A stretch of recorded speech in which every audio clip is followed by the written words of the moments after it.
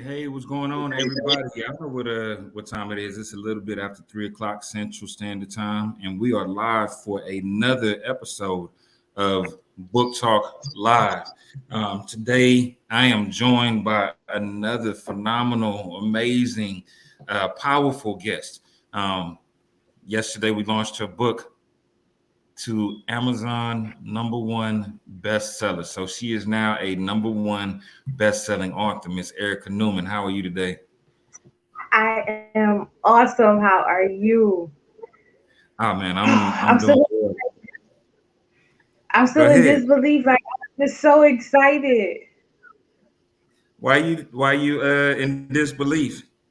because it just took so long to get to this point right here, and in the short time that we've been working together, we've already tackled like so many hurdles that I thought I could never overcome. I've only been a part of BOBM for what 30 days now. Mm-hmm. Not even a full 30, I think 28 to be technical. And we've already done so much work. I feel so accomplished is to see the professionalism in my book and the vision come out. It's just like it lets me know that it's worth it, and to be able to share my story with other people in the way that they can see it and see the expression and see it's a great feeling. Absolutely. Listen, we're just getting started as we always say. Miss Nisi, Miss Monica Earl Washington said, hello to all. Hey, Miss Nisi, we love you out there. Hey, Casey. Um, so a few things that we want to touch on. First off, introduce yourself to the people. Like I could give a basic introduction, but you've lived your life for the number of years that you've been here. So tell the people a little bit more about who is Ericka Newman. Well, Erica Newman is this just vibrant personality. Um, I've always loved to write. I love to talk to people. I really started writing in about fourth grade, and I didn't take it seriously until like fifth, going into sixth grade. And I just always kept notebooks and just kept piles and piles and piles, and just would go back into it and reread it and just see the evolution and how I started and where I'm at now. And sometimes I actually take like those old poems or stories and try to elevate them, because it's like I remember I was like 12 years old when I wrote this, and it's like I still want that vision to come to life. So it's really exciting. Um, I am from Saginaw, Michigan. I am a parent of two exciting and bossy little girls.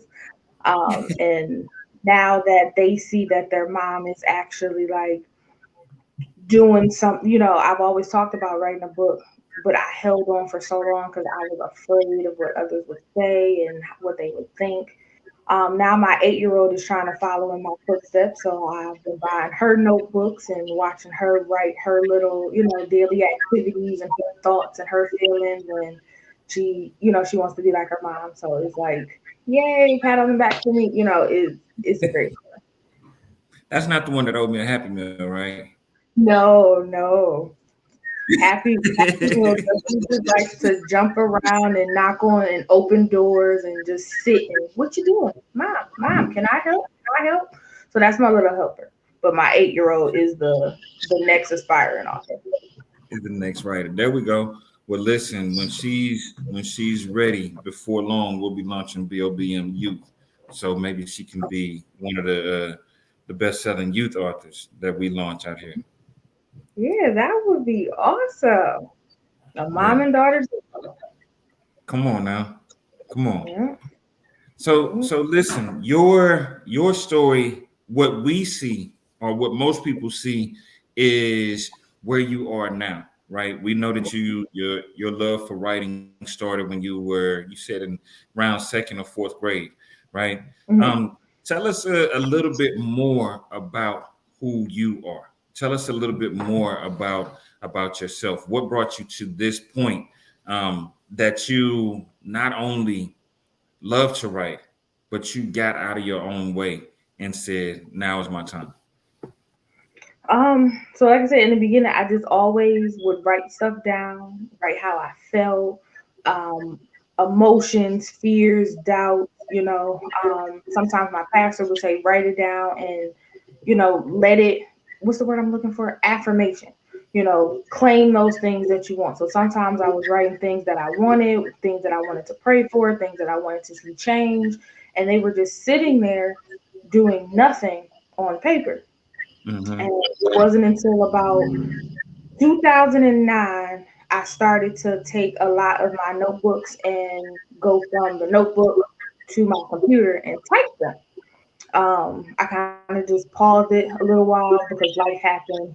I went to college, I graduated from high school, went to college. I had my 8-year-old, went back to college. Then I moved from Jersey to Michigan, Michigan to New Jersey. Then I moved to North Carolina for a little while. So I was kind of just all in another just state of mind, and I kept putting it off to the side. And it wasn't until about 2018, after I had all the pages written, and this was my first book that I wrote, My Life's an Open Book. I Mm-hmm. I just kept saying to myself, it's not doing any good sitting on my laptop. Nobody's gonna ever hear these words or know how I felt or see that, in 2002 my parents got divorced, and I never had anybody to talk to about it, share how I felt. I just kept it bottled up. And nobody asked me, like, are you okay? How do you feel? Going from city to city, state to state, it takes a lot. And I think I was like 8 or 9 when my parents got divorced. So it took a big toll on me because I was close to both my parents, and to see the two people that you love the most, not love each other anymore. You're like, well, was it something that I did? I'm sorry for being bad in school. Like, I'll do better. Like, I can fix it, but sometimes it's not what I can fix. It was just two people who needed to be separate and still love me unconditionally. And it wasn't until I turned like 16, I think, that I really understood that even though they're not together, they still love me. And I put some of that in poetry, if I wanted people to understand relationship, people break up in relationships, marriages, sometimes will become divorces, and it's okay. But learn how to communicate how you're feeling so this way the other person knows how you feel. I went to Yeah. counseling for a couple years, um, and talking to people that I didn't know was okay, but they couldn't give me that solution that I wanted, and I was searching for something. I'm like, help me figure this out, and they couldn't give me those direct answers that I needed, and so I used my own words to walk me through the hurdles that I had. If I was hurt and upset, I would put that in the paper. And when somebody else read it, they'd be like, oh my gosh, I didn't know you felt that way. I'm sorry. And then it would start a conversation and start that dialogue to begin to heal. I also watch a lot of Ayana Fix My Life. And it's like, you have to start somewhere. You have to know what the problem is in order to Mhm. acknowledge it and move forward. Like, if I couldn't identify what the problem was, I couldn't fix it. So Absolutely. in terms of a sinner, it really touched me because, like I said yesterday, it was more than just a creative play on words. It was something that I really lived by. I really felt like it was my life because I went through the stages of like the seven deadly sins of like lust, gluttony, adult, having sex before marriage, all those types of things. So, like going to church, you hear God tell you these are all bad things that you're not supposed to be doing, and it was like, how am I doing all the things that they told me I'm not supposed to do? Like, am I deliberately seeking out doing the wrong things, and why? So I wanted to just give people that understanding to know, yes, I sin. I do it constantly. Even though I do repent and talk to God and I'm like, I'm sorry, I'm trying to do better. I just wanted to express that to know that even though I'm this person in this state, I'm trying to improve myself. I'm trying to change, but it doesn't happen overnight. It's not something that I can go and fix it right then and there.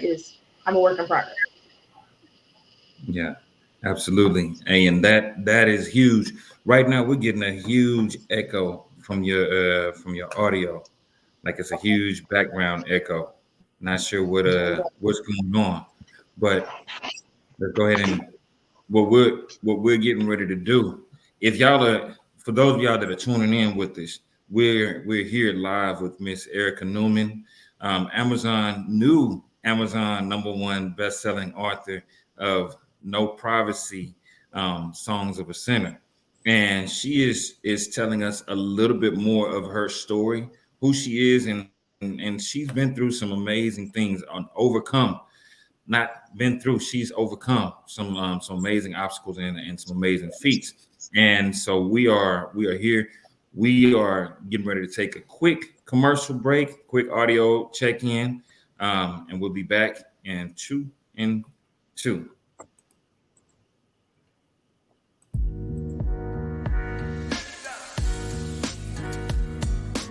Hey, what's up? This is Deuce Malone, and I have to tell you, the Business of Books Mastermind changed my life. I've been trying to write a book for a long time. Never really knew what steps to take, where to go, how do you market a project, all that just in limbo with these great ideas in my head to create something that's gonna ultimately create passive income for me. So I had the opportunity, thanks to Sugar Ray, to become a part of the Business of Books Mastermind, and it changed all of that. First of all, you got a supportive group of people who are all in the same space you are. They're trying to become published authors, trying to figure out how do you get to that next step. So you already got a supportive group of folks to help you and support you, and hopefully people that will buy your book in the future.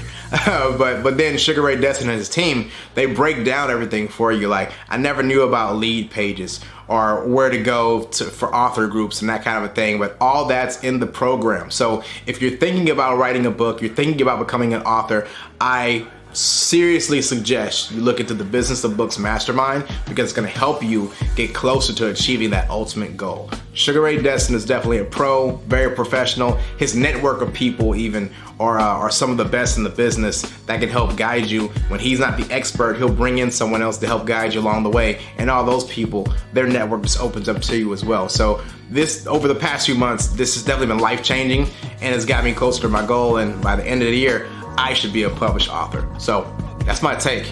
Don't wait. Join the Business of Books Mastermind today.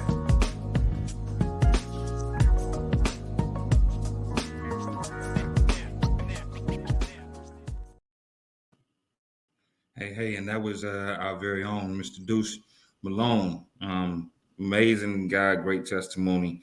Um, we are back with Miss Ericka Newman, and again, she has been through life at a very early age, right?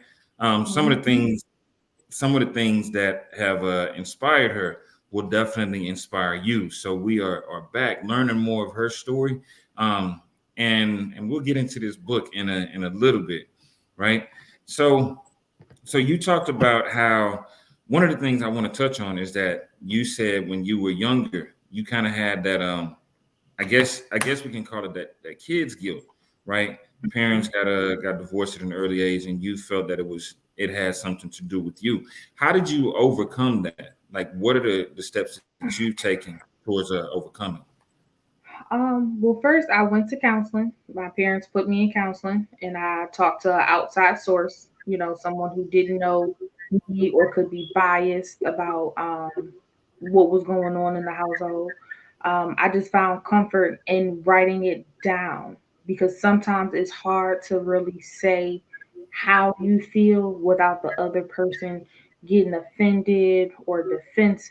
So I just wrote it in my own way to express. And if I wanted to lash out, I would, I'm mad that this happened and this happened. And I wrote dates. Like I wanted to be really specific, because sometimes some people don't know the things that they did or can't, go back and acknowledge it. So I wanted to be real precise to say, hey, on like May the 2nd, you yelled at me for not washing the dishes, and it wasn't even my fault. So we kind of laughed about it, and I just kept them folded up in a nice little box. I had to keep myself busy, Yeah. so I went to like church groups and boys and girls club, and just surrounded myself with people who I knew were actually always rooting for me, who wanted to see me succeed and who wanted to see me genuinely happy. What's the saying where they say it takes a village? I found my Mhm. village pretty early on, and the people who were around me when I was like 8 or 9, they're still some of the closest people to this day that I can just call and like, hey, I'm having a bad day. And they don't give any type of, you know, well, in my experience, and they don't make it about them. When I say I'm going through something, they let it be about me and just let me vent. And then sometimes at the end of it, I kind of worked my own problems out just talking out loud. Nice. So that counseling definitely Yeah, helps. yeah. Reason I ask about that is because there's a lot of people out there that are still hurting and healing from things that have that affected them many years ago, and still haven't gotten the help that they need to become whole people, right? Um, so let's jump into this book. Let's jump Okay. into this book. So one of the first things is that people have been touching on um, the cover, right? The cover Yeah. is drawing people in, right? Miss Erica took this. I don't even know how to explain the picture that's on that cover, but it was tantalizing. I guess that's the word, right? But let's Okay. talk Yeah, about I like that word. let's talk about what's on the inside of that, because you are definitely commanding attention. Tell us a little bit about what people can look for inside of the book. You get real emotions. You see the love stories, the sad songs, the breakups, the feeling like I said, like I was a failure. And then you see I had to write a letter apologizing, not just to my parents, but to myself. Because at one point I was really hard on myself. I felt like I wanted to achieve greatness, and when I didn't get that, like I wrote an English paper in 7th grade and I got a B plus, and I Mm, cried for days because I felt like a B plus wasn't what I was capable of. And I was like, you can't be so hard on yourself. Is you tried, you got it, and let that be that. My last poem in the book said, "In due time, baby girl," and it was just a very good friend of mine who told me, those long nights, those days you cried, the days that you wanted to give up and you couldn't do it, it'll be worth it. You just have to actually put in that work to do it. I could find myself waking up at 6 a.m. and I'm like, I don't want to do anything today. But it's like, find something to do to keep you occupied. Find something, I could be working on my book at 6 a.m. if I'm just up and the kids are asleep. And I'm like, no, I want to lay down too. No, be motivated. You got to find something that keeps you going. And I had to find what kept me going. So looking at my kids, and that was another poem as a mother. As a mom, I always felt like I had to be the mom, the dad, the principal, the maid, the uh, guidance counselor, the referee. And it just became overwhelming because I have all these titles, and it's like sometimes the principal and the mom coincide with each other, and I have to be mom and not so harsh on them because they're 8 and 4. But I want you to understand, this generation and my generation when I was younger, it's a lot different. The roles of parents have changed. The I want them to know that just because you're women, you can do anything that you want to do. I don't want somebody to tell them that they can't be an astronaut or they can't, be wrestlers or they can't be doctors because this isn't a woman's sport. It was times I found myself crying in the bathroom because in 2017 I became a pharmacy technician. Well, I went to school for pharmacy technician, and a lot of people were like, "No, that's not a woman's field. You can't do that. That you need to stay at home." And like, well, I have people to support, and I can't afford to stay at home. And I was like, should I really do this? Do I want to do this? And I got really confused because I wanted to be a good example. But then again, it was times where I would go to school in the daytime and then I get out of school at 3, pick my kids up. Then by 6 o'clock, I was going to work. I was a CNA, and I would stay until 6 o'clock in the morning, wake the kids up, put them on the bus, go to school, and just do it all over again. And it was just a repeating cycle that really just had me drained. And wow. Yeah, well, I definitely salute you for not giving in to the pressure and saying, you can only be, because there is no only, you can do all things, right? Yeah. And so thank you for being that role model, because I'm gonna remind you, just as your poem says, it'll all be worth it in the long run, for because Yeah. those little ladies are watching you. Every step that you make, every time you go harder when you want to give up, that gives them the endurance to go harder when they want to give up, when they want to stop. And to the people out there, I'm a bully to the bullies. So for the people out there that told you that being a pharmacy tech was not a woman's field, tell them go jump in the lake. And you in But now Michigan. it's like if you go into a pharmacy, I mean, I see a lot more male pharmacists, but Mhm. it's so many women pharmacy technicians, and it's like the women are what keep it go. It shouldn't matter if I was a girl or if I was a boy. If this is what I want to do, let me do that. Let me enjoy it. I had to stop letting people take my joy. I would be so focused on what others thought was a good career path or what they thought my life should be like. And I'm like, well, this is my life. And if I want to just mess it up, let me mess it up. I have to make those mistakes for myself. You can't stop me from making every single mistake because then I'll never learn anything. Exactly. I wholeheartedly agree.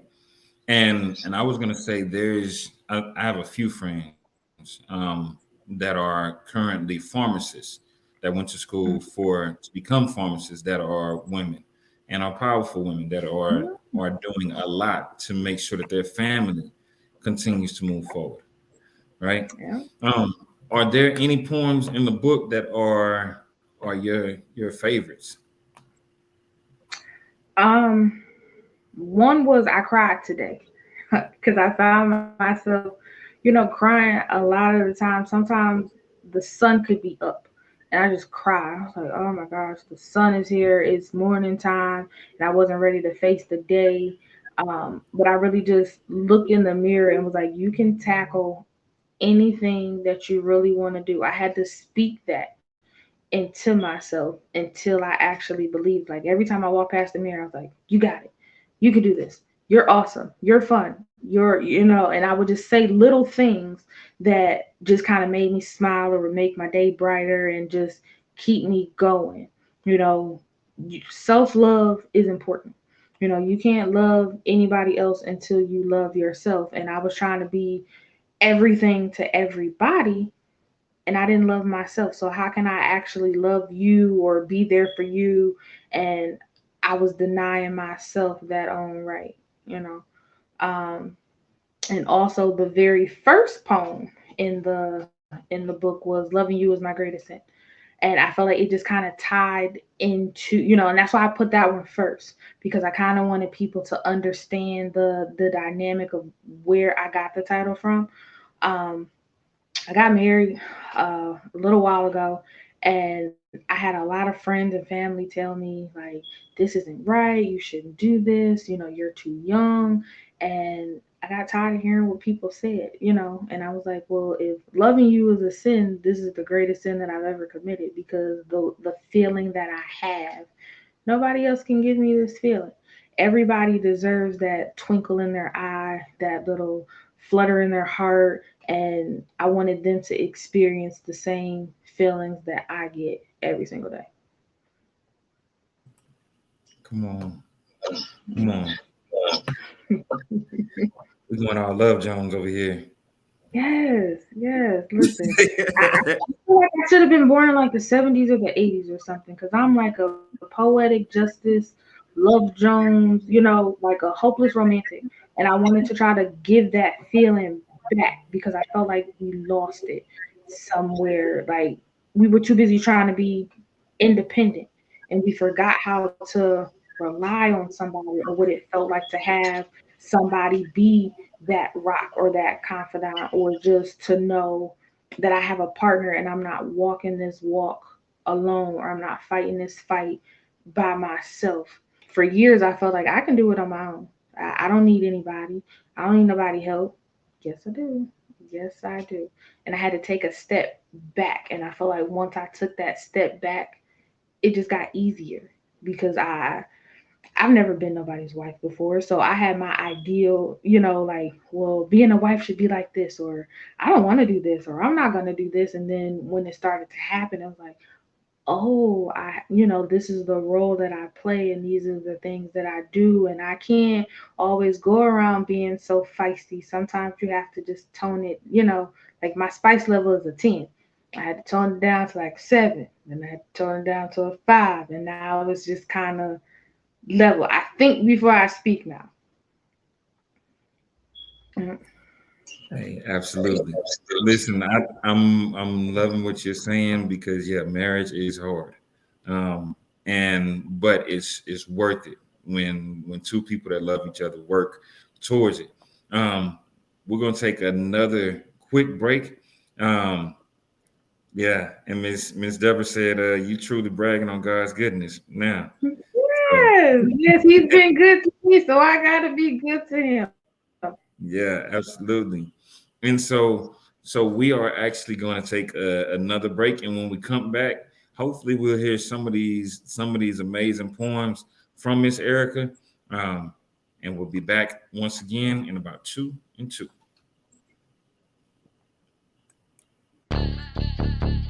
Everybody has a story, and so do you.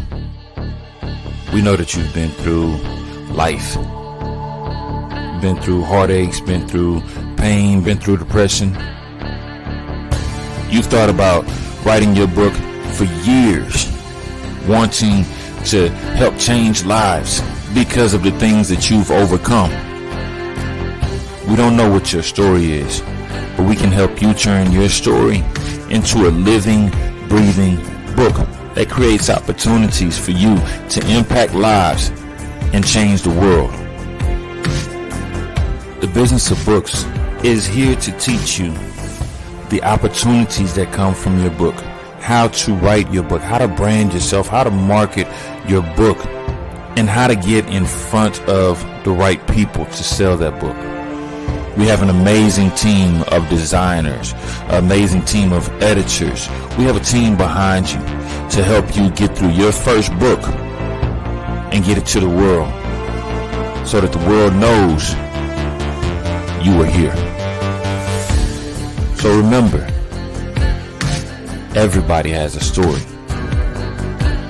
It's time to write yours.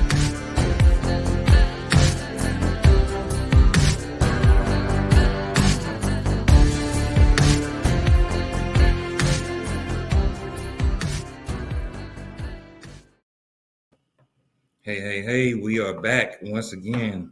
And if you're just tuning in, you all have missed out on some true true passion. One thing that I can say from this interview is that I'm truly seeing the passion that you have for your writing, the passion that you have for life, and the healing that you've been through, right? Because it's transparent.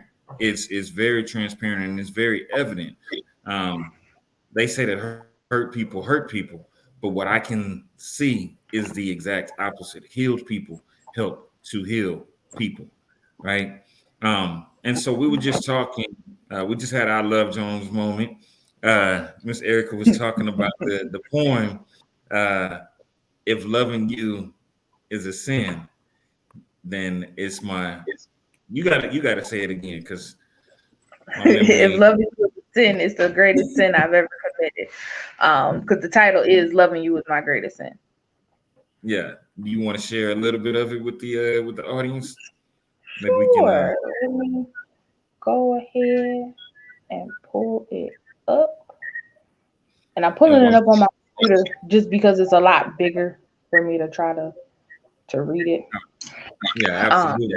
I see we got my brother Fazal Mahmood joining us from across the water. So hey, what's going on, my brother?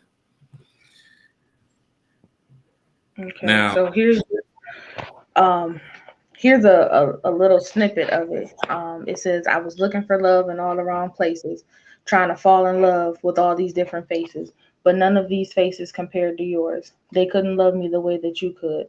They couldn't glisten my shine, and my spark couldn't be in any higher light. I was chasing something I already had, trying to find someone who made me feel special because I spent so many years feeling incomplete. There will always be this void because there's a place in my heart with your name on it. But for years, they told me to give up, to let you go. And that's easier said than done. Your stars align my galaxy, and your galaxy is a part of my world. I'd rather be alone than live without you. They say it's better to have lost than to never loved at all. And that's far from true. Because every day I thought about how I almost lost you. You remained still, and it was me who strayed away. How could I have been so foolish? How could I have been so dumb? There can never be another because for me, you've always been the one. They say I'm dancing with the devil, and when you play with fire, you're bound to burn. But this is a mistake, a lesson that I have to learn. But to know where you're going, you have to know and accept where you've been. I've done a lot of things I'm not proud of, but loving you is my greatest sin. come on, we gotta put the we gotta give Give the him give a- the applause for that one. Mhm. Yes, snaps, snaps. Listen, I felt those words, right? And I truly understand that love is a beautiful thing. Now this book, for those out there who are like, oh, here we go, another book just about love. No, the book isn't just about love. It's about life. It's about triumph. It's about passion. It's about passing on legacy as well. So so you mentioned that another one of your favorite poems is hold on baby girl, right? Yep. In due And time, so baby girl. in due time, but see, listen, like I said, my memory is not what it used to be. Mm, you are okay. Yep, hold on, and I am going to it right now. That one just gives a good vibe to anybody, to like a struggling mom, to just somebody who wants to start a business, who feels like they don't have the, support of other people. It gives you a lot of different feelings. So um here it goes. It says, in due time, all that hard work will pay off, and all those sleepless nights and early mornings will be worth it. You'll sit back and reminisce on those days you thought you didn't have it in you. You'll look back on those days you almost threw in the towel, and you'll be thanking God that you didn't, because look where you're at and look what you have achieved by just holding on a little longer, a little bit tighter. You'll understand that one day it's you, and and it's always been you, and it's always been inside of you. You just had to want it bad enough. You had to do some soul searching and really figure out, are you just living or are you actually alive? In due time, baby girl, you'll stop searching for things that God has already planned and placed for you. You're going to have to just follow his lead and trust the process, even if you have no idea what that may be. You'll appreciate all the things you once took for granted. You'll see life in a way that it shines so bright you won't be afraid to walk into it. You'll want to embrace it. You'll want to witness its warmness in your direction. You'll begin to feel like your path was lit just for you. You'll stop crying and stressing and bend to listening ears who later become loose lips that tell all your business. You'll get on your knees, and not sexually, but to thank God for waking you up and allowing you to see your vision, for allowing you to avenge your purpose rather than asking for favors and making promises you can't keep once a favor has been delivered unto you. Baby girl, it gets easier. You got this. Just breathe. Just be patient and you'll get through Come on, listen, I'm ready to go run a marathon now. it. Now that one touches me in a different way. I'm not a baby girl, but but I completely understand the the perseverance and the trials that it takes to go after any dreams. Um, so what brought that poem to life? What brought that poem to you? Just feeling like I couldn't do it. Like I wanted it to be done. I was ready to give up. And like I said before, I had a really good friend of mine just tell me, where I said those sleepless nights, those late nights and those early mornings, they'll be worth it. Because I remember getting up at 6 a.m., putting my kids on the bus, then I would go to school, and then I would pick them up, and then I go to work. And it was just this repeating cycle. And I was like, it's got to be more than life than this. And I remember seeing like a lot of my friends, they were going to like Miami and Vegas. I'm like, what kind of job you got that you got all this money to go do this? And I'm sitting here just at the bare minimum, like, I'm doing something wrong here. And I had to stop focusing on what other people were doing and just worry about myself. Man, listen, I know that feeling. I've been there with you. Just watching everybody else while you working everything to the Mhm. bone. And it's like, when is it gonna be my turn? And I love what you Yep. say. Just hold on. Just hold on. Just a little while longer. All those sleepless nights will be worth it. Right. So for those of you that are out there, if you're tuned in now, we have Miss Ericka Newman. She's been sharing a few excerpts from her book, um, No Privacy, Songs of a Sinner. And she has told us a little bit more of her story, how she got to where she is, who she is. She's a mother. She is a wife. She is an author. She's a poet. Not just an author. She's an Amazon #1 best-selling author. We gotta start adding that to your Right, I title. like the sound of that. I got to get used to that. Yeah, yeah. And so she's been sharing her life, her stories, her poems. And I want to talk to you about the process, because there's a lot of people out here who are coming behind you and are still wondering, what is it going to take for me to write a book? They got a story that's in their heart. They got whether it be a book of poems, because for you and I, we both know if you're a poet, you got notebooks sitting in your Mhm. closet somewhere that's just been Yep. sitting there, and every chance you get, you write. They got they have notebooks filled with poems. They have a life story of trials and triumph that they have. Um, they have that. Even those with the fiction mentality, they have a huge imagination, but they have yet to get it done. What was your writing process like? Um, well, for years, like I said, I just had it in a notebook. And one day I kind of just built the courage to take it from the notebook to the computer.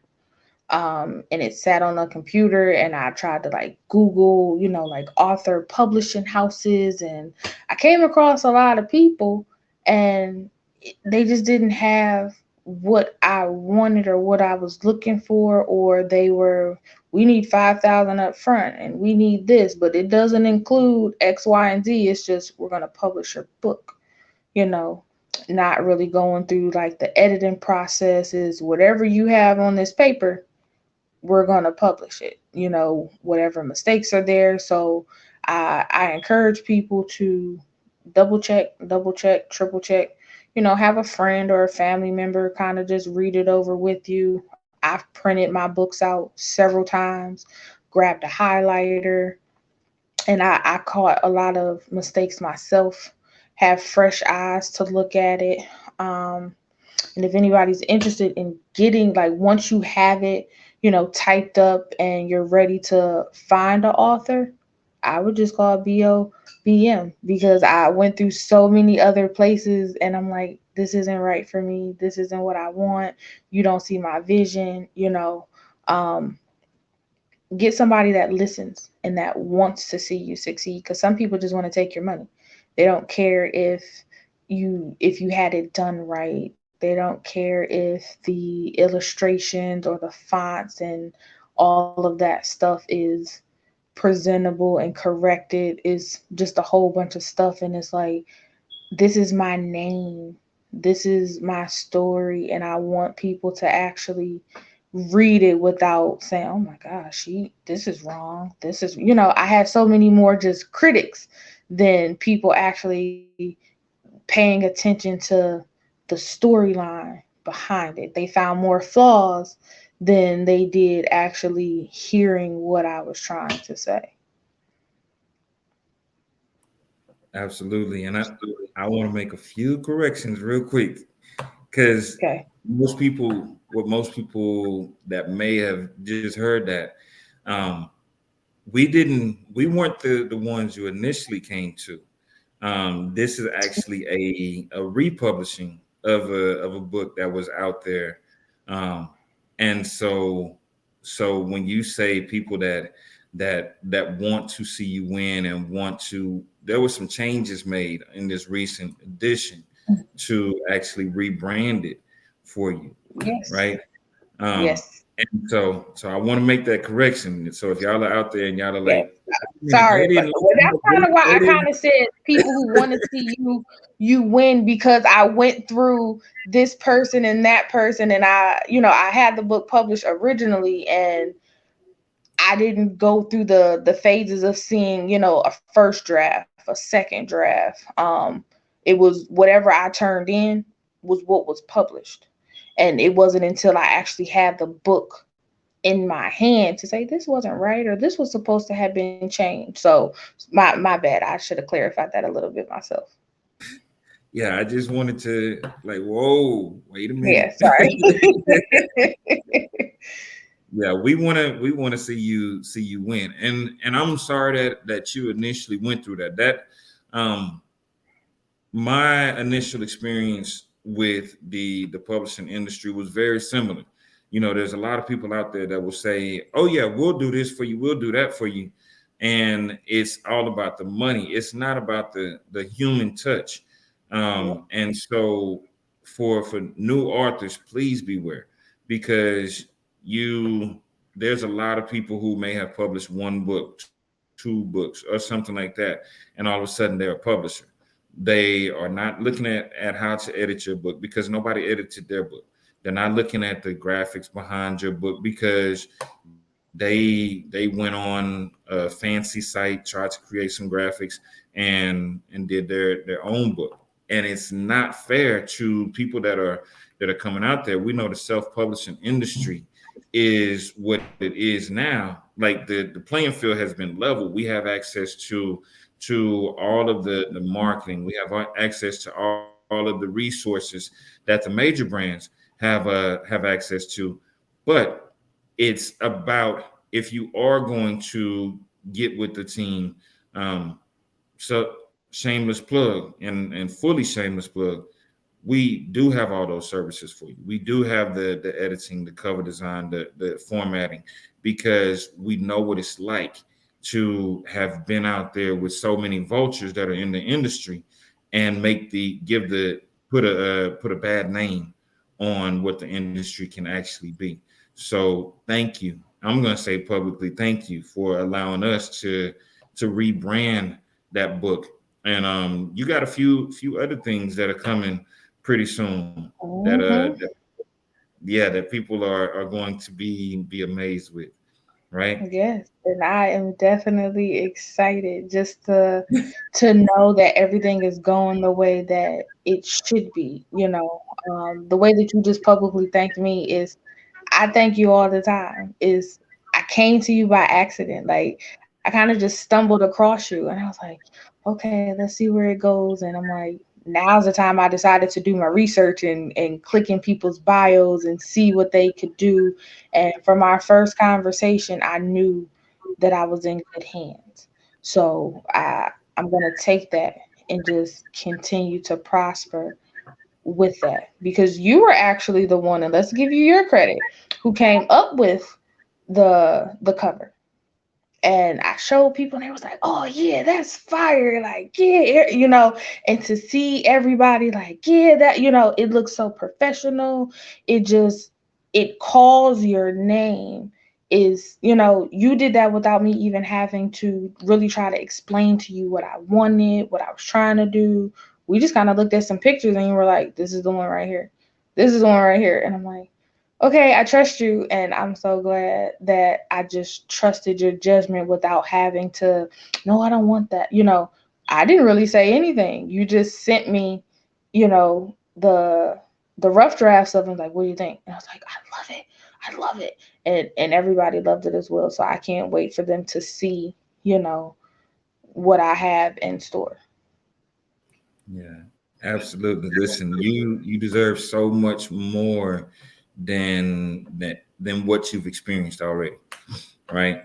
And shout out to wifey, Miss Shamir Bacon Destin, who will be doing some marketing with you pretty soon. So Okay. y'all are working behind the scenes on some stuff as well, right? Um, Now let's go into your message to future artists. What would you tell those people that are coming behind you? What advice would you give? What tips would you give for people that are coming behind you as new artists? This, when you have a passion for something, there's nothing that you can't do. Those sleepless nights are actually worth it. Just be dedicated. Just remember why you started, because a lot of the times we forget why we started it and we go into um like a different view and try to change ourselves to appease other people. But just make sure that you do what makes you happy.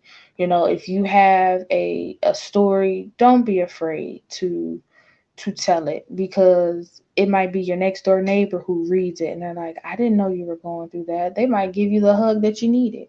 It gives people a better understanding of who you are, what you've been through. And that also leads me to also say that's where I came up with doing my LLC. It's your right. I want you to establish your creative identity without the fear and judgment and criticism of other people, because so many times we stop ourselves and we block our blessings because we don't want to offend anybody. We don't want to disappoint anybody. We want to just be in a safe zone.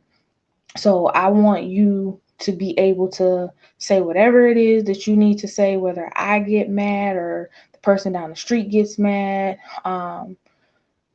And just be yourself, because the best thing that you can do is just be who you are. And if people vibe with you, they're going to vibe with you regardless. I know it was a lot of people who, she shouldn't have wrote that, she shouldn't have said that, but it's my right to say it. And so I wanted to say what was on my heart, what I felt, and just express myself and let you guys get a better understanding of who I was. Exactly. Listen, being your authentic self is priceless. And I love what you said. People are going to tell you what you should and what you shouldn't write. But it's your right, right?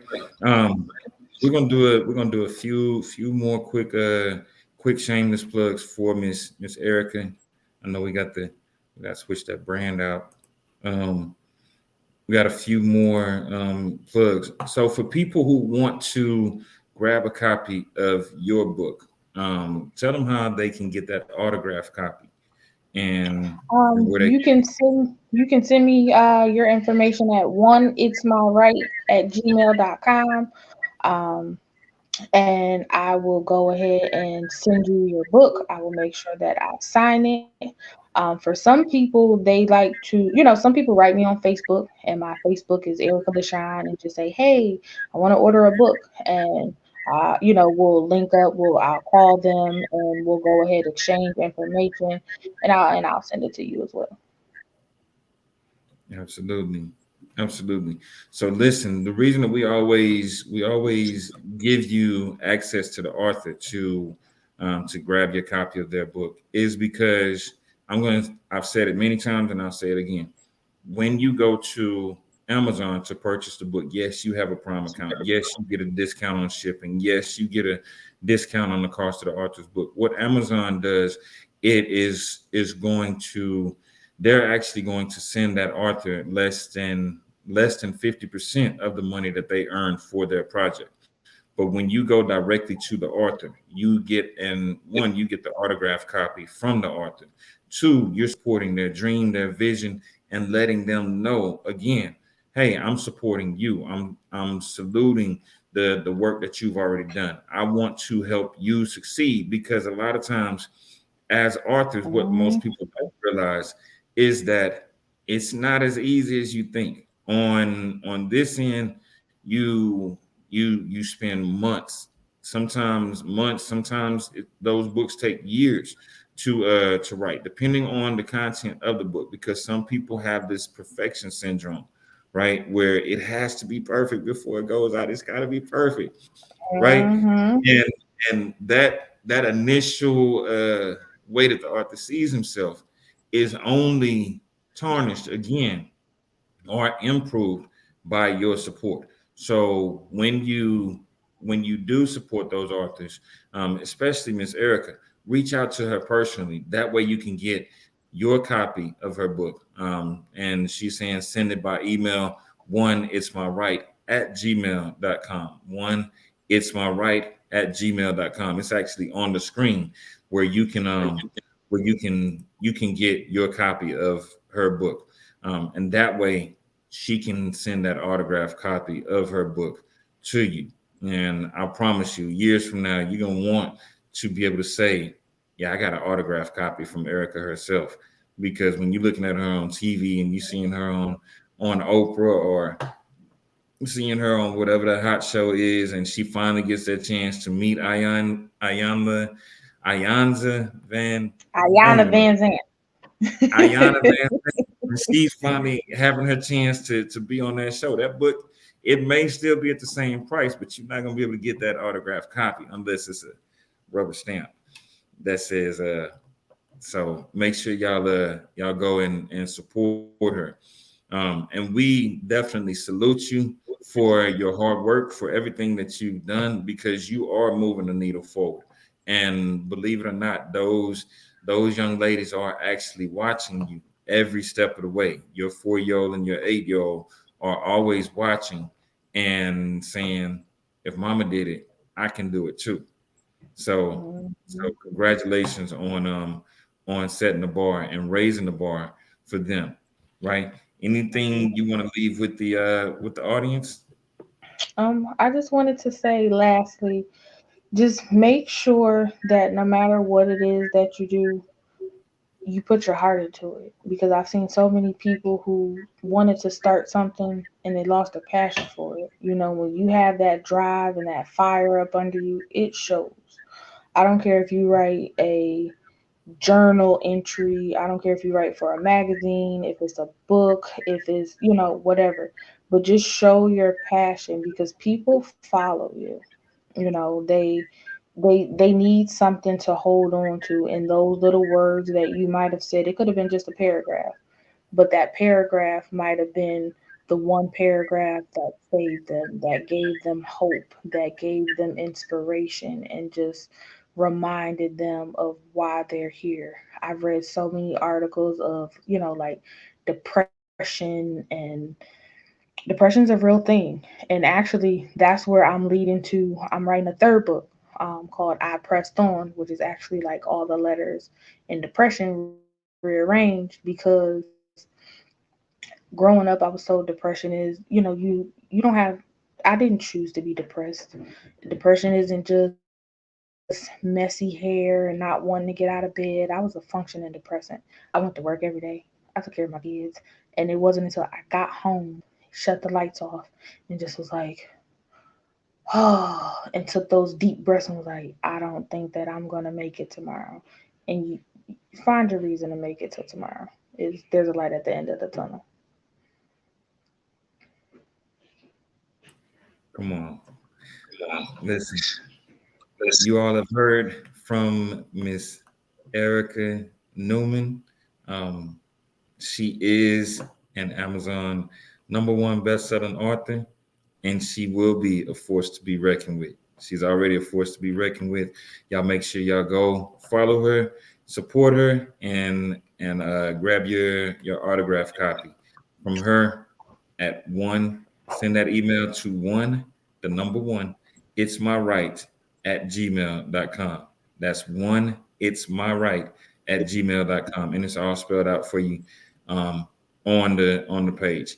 But again, Miss Ericka, thank you so much for being my guest today on Book Talk Live. Thank you, thank We you, thank enjoyed it. you. Yeah, absolutely. We love y'all, and we will see you guys next week. Love y'all. Okay.